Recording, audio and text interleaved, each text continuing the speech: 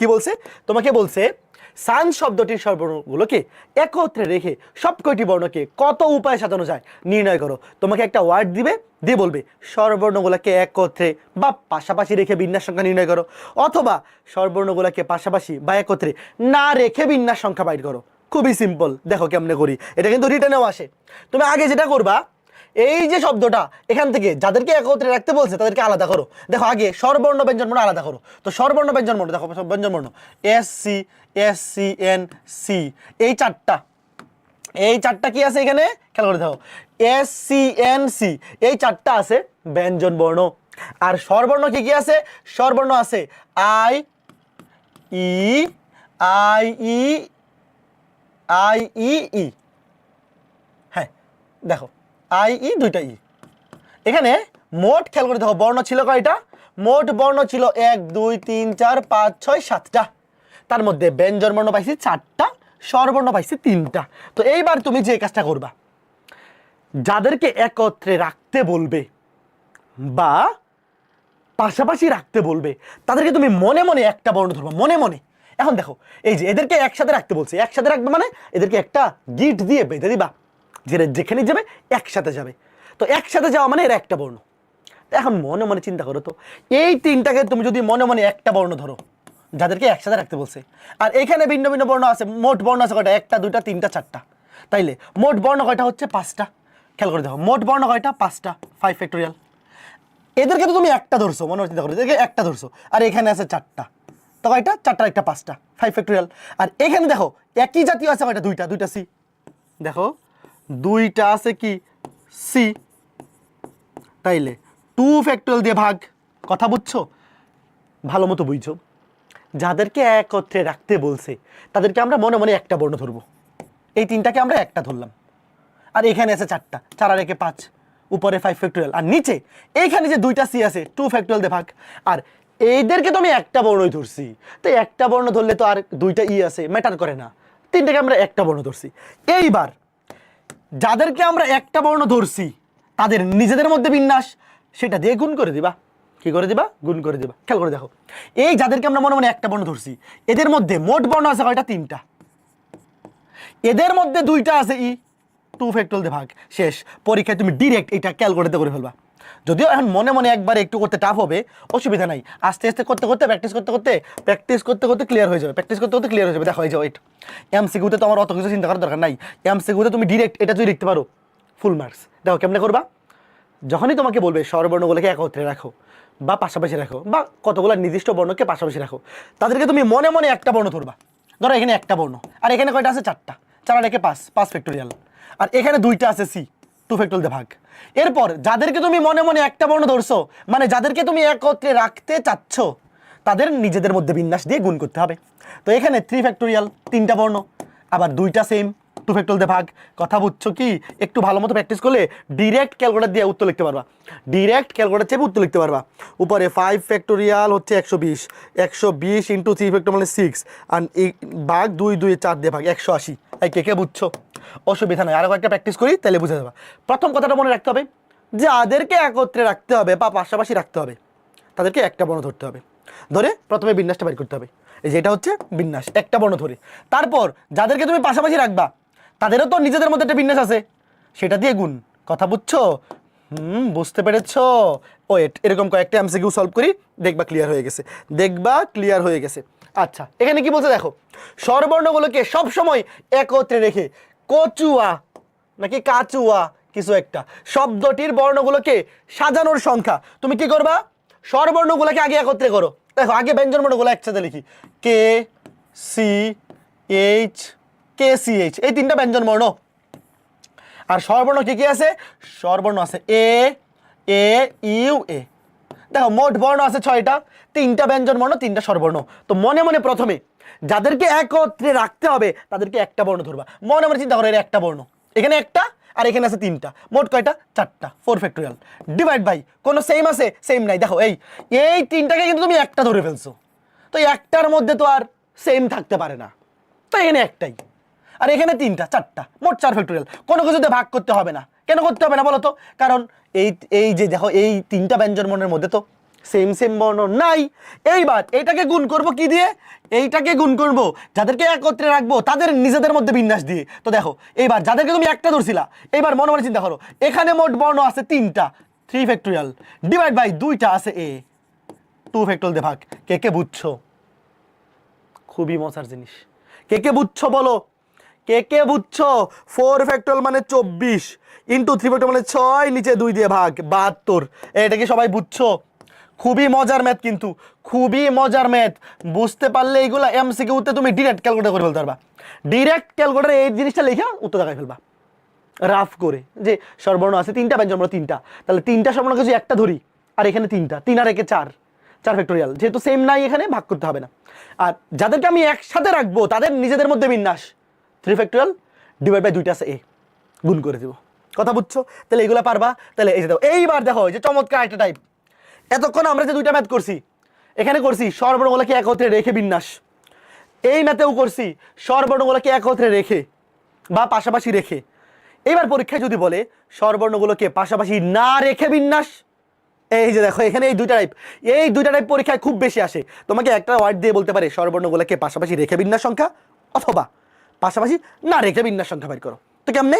Wait, প্রথমে তুমি যেটা করবা, যখন তোমাকে বলবে স্বরবর্ণগুলোকে পাশাপাশি না রেখে বিন্যাস, তখন তুমি আগে মোট বিন্যাস বের করবা। একটু আগে শিখাইছি মোট বিন্যাস। দেখো আগে দেখো মোট বিন্যাস, মোট বিন্যাস ভাইয়া অ্যাডমিশন শব্দটির মোট বিন্যাস সংখ্যা কত?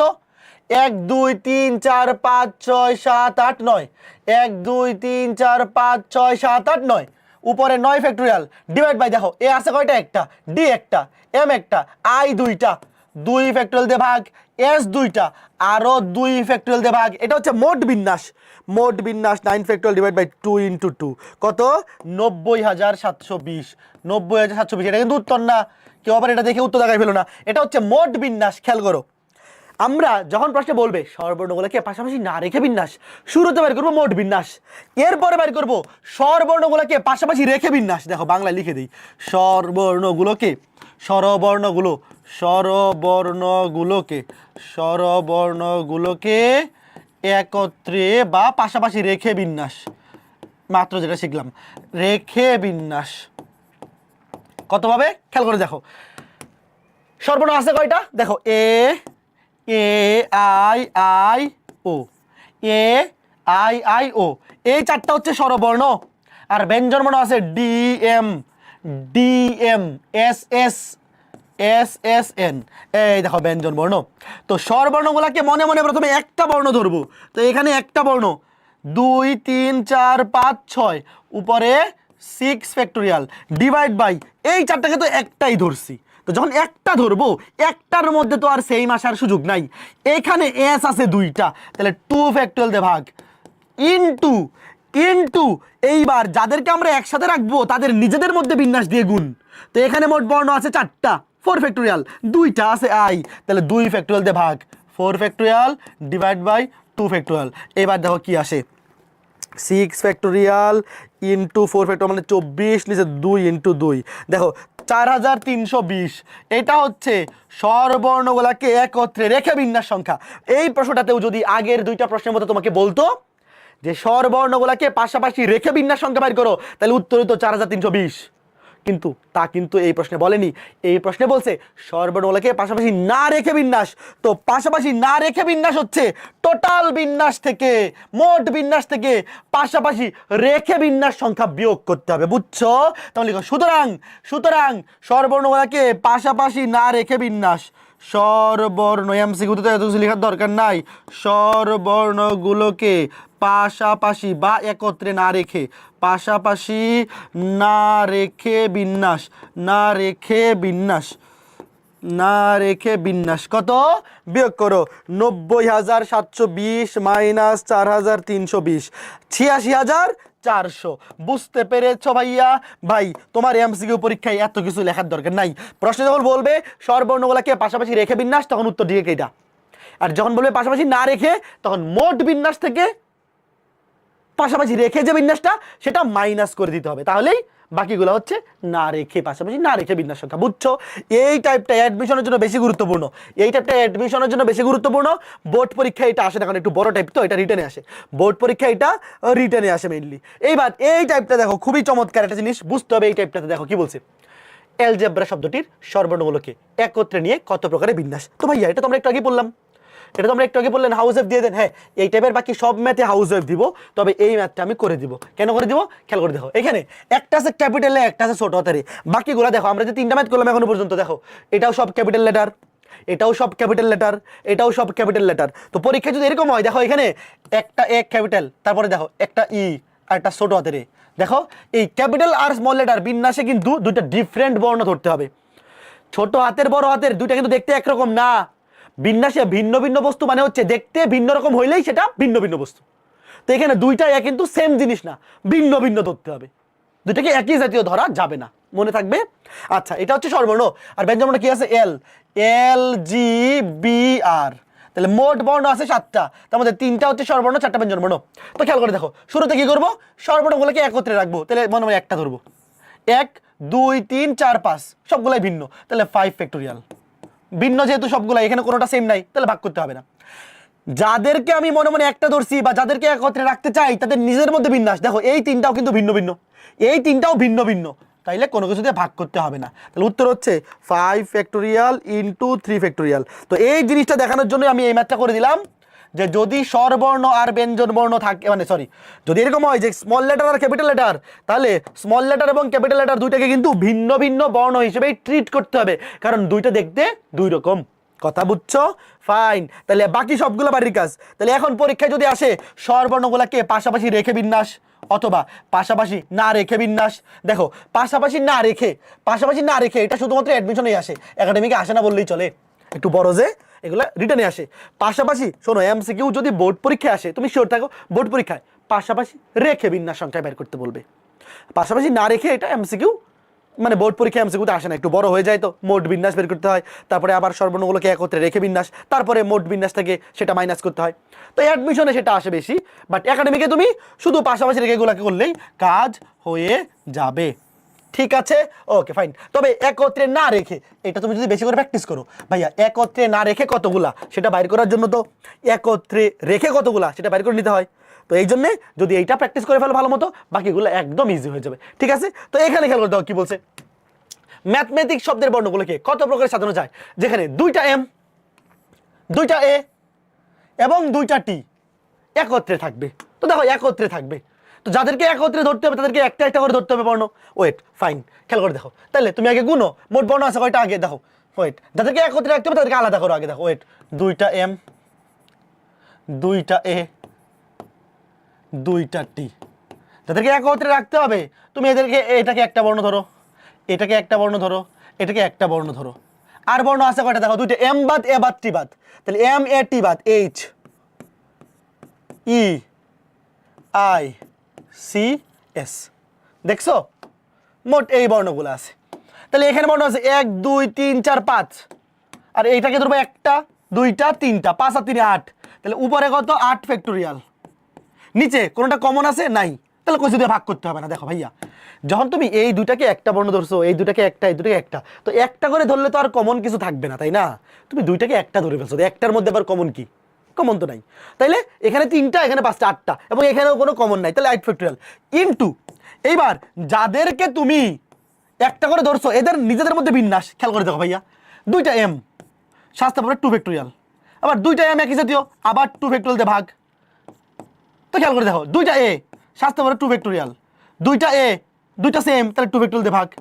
একইভাবে 2টা টি 2 ফ্যাক্টোরিয়াল, 2টা সেম, আবার 2 ফ্যাক্টোরিয়াল দিয়ে ভাগ। ভাই 2 ফ্যাক্টোরিয়ালকে 2 ফ্যাক্টোরিয়াল দিয়ে ভাগ করলে তো 1ই হয়, 1 দিয়ে গুণ করা দরকার আছে ভাইয়া। 2টা এম তো নিজেদের মধ্যে একভাবেই সাজতে পারবে, কারণ আগে পিছিয়ে করলেও তো নতুন কিছু আসবে না।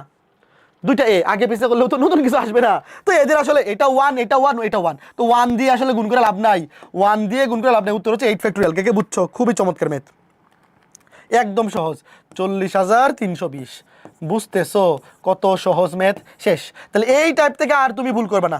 40,320, 40,320। তাহলে এই টাইপের বাকি সবগুলো হাউস ওয়াইফ দেওয়া যাবে। হ্যাঁ, এই টাইপের বাকি সবগুলো কি দেওয়া যাবে? হাউস ওয়াইফ দেওয়া যাবে। তবে আরো কয়েকটা আমরা করি। দেখো তোমাকে কি বলছে এই ম্যাথটাতে, কি বলছে দেখো। ইঞ্জিনিয়ারিং শব্দটির বিন্যাসে কতগুলোতে ই তিনটি পাশাপাশি স্থান দখল করে। এই যে তিনটা ই পাশাপাশি মানে কি? একত্রে, একই তো। তিনটা ই পাশাপাশি মানে কি? আমি এটা করে দেবো না, চিন্তা করো। তিনটাই একত্রে থাকবে, তিনটা ইকে তুমি একটাই ধরবা, পরে গুনবা। তিনটা ইকে একটাই ধরে বাকিগুলা কতগুলো আছে গুনবা, বিন্যাস বের করবা। তারপরে সেটার সাথে গুণ হবে তিনটা ইকে একত্রে রেখে বিন্যাস। তো তিনটা ইকে একত্রে রাখতে পারবা 3 ফ্যাক্টোরিয়াল ডিভাইড বাই 3 ফ্যাক্টোরিয়াল মানে একভাবে। তো ওটা তো গুণ করা লাগবে না, কথা বুঝছো? এটা যেতে পারবা তোমাদেরকে ভেরি গুড। আমি ক্লাসে উত্তর এটা পুরোটা অ্যান্সারটা লিখে দিব, মানে একদম ব্যাখ্যা সহ অ্যান্সার লিখে দেবো। ব্যাখ্যা সহ বলতে উত্তরটা যেটা আছে সেটা লিখে দিব। Very very important, very very good. এটা যারা যারা যারা যারা এটা অ্যান্সারটা মিলাইতে পারবা তোমাদের জন্য ভেরি ভেরি গুড। কমেন্টে বলে দিয়েছে কে কে মিলাইতে পারছো, আমি একদম লিখে দিব। কেমনে কি করতে হবে পুরোটা আমি লিখে দেবো, উত্তর লিখে বের করে দিব। তারপরে মিলাই নিবা, উত্তর মিলাই নিবা। অবশ্যই পারা উচিত, অবশ্যই পারা উচিত, একত্রে রেখে এগুলো অবশ্যই পারা উচিত। তারপরে দেখো এই যে এইটা দেখো, এটা নতুন টাইপ মনে হচ্ছে। কি বলছে? ব্যঞ্জনবর্ণগুলোকে বিজোড় স্থানে রেখে ইকুয়েশন শব্দটির অক্ষরগুলোকে কত প্রকারে সাজানো যায়? খুবই সহজ। দেখো ভাইয়া এখানে আগে খেয়াল করে দেখো, মোট অক্ষর আছে কয়টা? 1 2 3 4 5 6 7 8। খেয়াল করে দেখো, ধরো 1 2 3 4 5 6 7 8। তো এর মধ্যে বিজোড় স্থান আছে কয়টা? দেখো এই আমরা তো এগুলো জানি। জোর, জোর হচ্ছে 2 4 6 8, এগুলো হচ্ছে জোর। আর সবুজগুলা ধরো বিজোড় 1 3 5 7, এগুলো আমরা সবাই জানি। আচ্ছা এবার দেখো তোমাকে কি বলছে, ব্যঞ্জন বর্ণগুলো কি? এগুলো মনে মনে, এগুলো তো লেখার দরকার নাই ভাই। মোট আটটা বর্ণ আছে। তো আটটা বর্ণের মধ্যে জোর স্থান আছে 4টা, বিজোড় 4টা। তাহলে এবার তোমাকে কি বলছে দেখো, এবার ব্যঞ্জন বর্ণগুলোকে বিজোড় স্থানে রাখতে হবে। এবার তুমি স্বরবর্ণ আর ব্যঞ্জন বর্ণ আলাদা করো। দেখো স্বরবর্ণ আছে ই, ইউ, এ, আই, ও, এই 5টা আছে স্বরবর্ণ। আর ব্যঞ্জন বর্ণ আছে কয়টা? ব্যঞ্জন বর্ণ আছে খেয়াল করে দেখো, ই নিলাম, ইউ নিলাম, এ নিলাম, আই নিলাম, ও নিলাম। ব্যঞ্জন বর্ণ আছে কিউ, কিউ টি, কিউ টি এন, এই 3টা। এখন খেয়াল করে দেখো আমাকে কি বলছে, ব্যঞ্জন বর্ণগুলোকে বিজোড় স্থানে রেখে। তো বিজোড় স্থান আছে কয়টা? 4টা। 1 2 3 4। তো 4টা বিজোড় স্থানে তুমি 3টা ব্যঞ্জন বর্ণ কতভাবে বসাতে পারবা? 4p3, 4p3 ইন্টু, খেয়াল করে দেখো ভাইয়া বিজোড় স্থান আছে 1টা 2টা 3টা। ধরো চেয়ার আছে 4টা, চেয়ার আছে 4টা, মানুষ আছে 3জন। তো 3জন মানুষকে 4টা চেয়ারে এনে কতভাবে বসানো যাবে? 4টা চেয়ারকে 3টা মানুষ দিয়ে ফিল আপ করতে পারবা 4p3 ভাবে। এখন ধরো তুমি এই 3টা মানুষকে, 3টা মানুষ তো না, বর্ণকে ধরো 1 3 5 এই 3টাতে বসাইছো। কারণ 3টাকে তো আর 4টার মধ্যে বসাইতে পারবে না। 4টা চেয়ারের মধ্যে তুমি 3জনকে বসাইলে একটা চেয়ার তো খালিই থাকবে। ধরো এটা খালি আছে, ধরো 7 নম্বর খালি আছে। তাহলে বসাইছো কয়জন? 1 2 3। খালি আছে কয়জন? 1 2 3 4 5। তো এই 5টা খালি সিটে বাকি 5টা স্বরবর্ণ কতভাবে বসতে পারবে? 5p5, 5p5 মানে 5 ফ্যাক্টোরিয়াল, 5p5 মানে 5 ফ্যাক্টোরিয়াল। এই কথা বুঝছো? খুবই সহজ কিন্তু। দেখো ব্যঞ্জন বর্ণগুলোকে বসাইতে হবে বিজোড় স্থানে। তো বিজোড় স্থান আছে 4টা, ব্যঞ্জন বর্ণ 3টা। তো 4টা চেয়ারে 3টা মানুষকে বসানো যাবে 4p3, বা 4টা ফাঁকা স্থানে 3টাকে বসানো যাবে 4p3 ভাবে। তো 3টাকে বসানোর পরে একটা কিন্তু ফাঁকা থাকবে। ধরো মোট ছিল 8টা জায়গা, 3টা চেয়ার বৈশা গেছে, তারা কিন্তু 5টা খালি আছে। তো ওই 5টার মধ্যে বাকি 5টা বসানো যাবে 5p5 বা 5 ফ্যাক্টোরিয়াল ভাবে। তাইলে 4p3 ইন্টু 5 ফ্যাক্টোরিয়াল কত? 2880, 2880। শেষ। এই তোমরা কি বুঝতেছো ভাইয়া? কত সহজ সহজ ম্যাথ এগুলা, কত সহজ সহজ ম্যাথ। তোমরা কি বুঝতেছো? Okay fine. এইবার দেখো এটাতে কি বলছে, এটাতে বলছে ম্যাথমেটিক্স শব্দটির বর্ণগুলোকে কত রকমে সাজানো যাবে, যেখানে প্রথম ও শেষ স্থানে টি থাকবে। ভাইয়া যদি তোমাকে কোনো একটা বর্ণ ফিক্স করে দেয় সেটা বিন্যাসে অংশই নিবে না। দেখো এতক্ষণ আমরা ম্যাথ করতেছিলাম যে পাশাপাশি থাকবে বা একত্রে থাকবে। তো পাশাপাশি থাকা বা একত্রে থাকা যেটাই বলুক, তারা কিন্তু নড়াচড়া করতে পারবে। ধরো পাশাপাশি শুরুতেও থাকতে পারে, শেষেও থাকতে পারে, মাঝখানেও থাকতে পারে।